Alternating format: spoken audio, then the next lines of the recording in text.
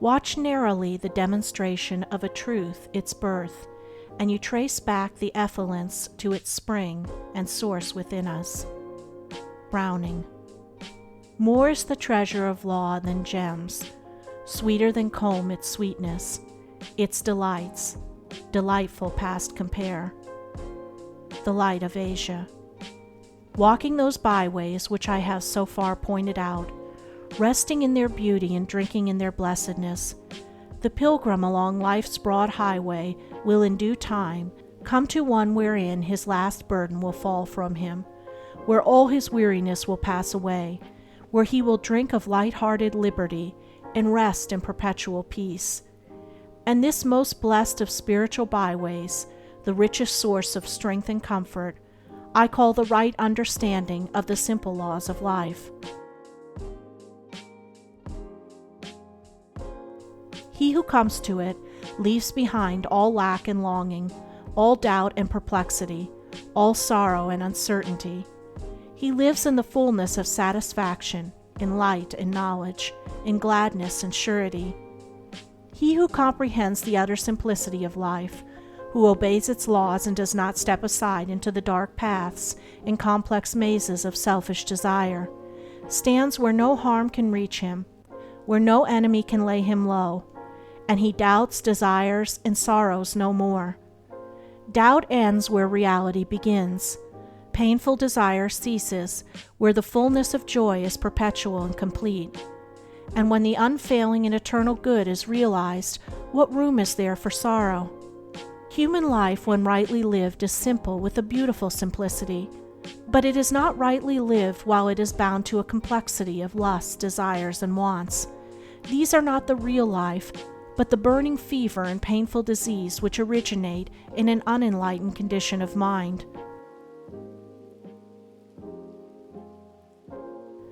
The curtailing of one's desires is the beginning of wisdom. Their entire mastery is its consummation.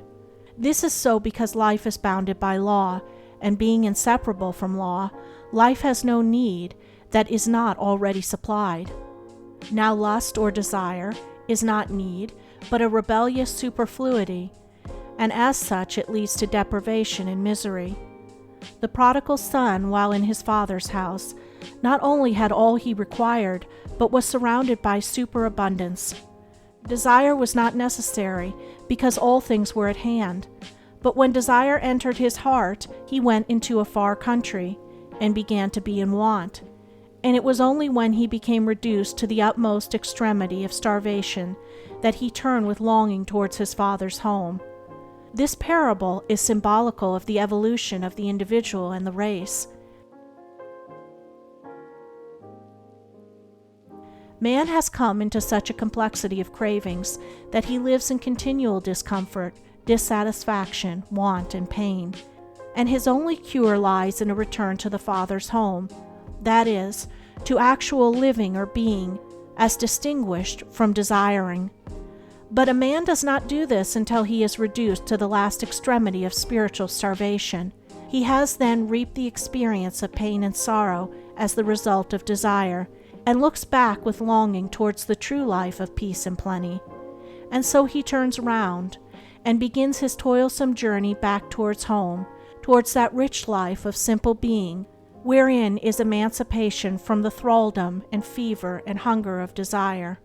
And this longing for the true life, for truth, reality, should not be confounded with desire. It is an aspiration. Desire is the craving for possession. Aspiration is the hunger of the heart for peace. The craving for things leads ever farther and farther from peace, and not only ends in deprivation, but is, in itself, a state of perpetual want. Until it comes to an end rest, satisfaction is an impossibility. The hunger for things can never be satisfied, but the hunger for peace can, and the satisfaction of peace is found, and fully possessed, when all selfish desire is abandoned. Then there is a fullness of joy, abounding plenty, and rich and complete blessedness. In this supremely blessed state, life is comprehended in its perfect symmetry and simplicity, and the acme of power and usefulness is attained. Then even the hunger for peace ceases, for peace becomes the normal condition, is fully possessed, constant and never varying,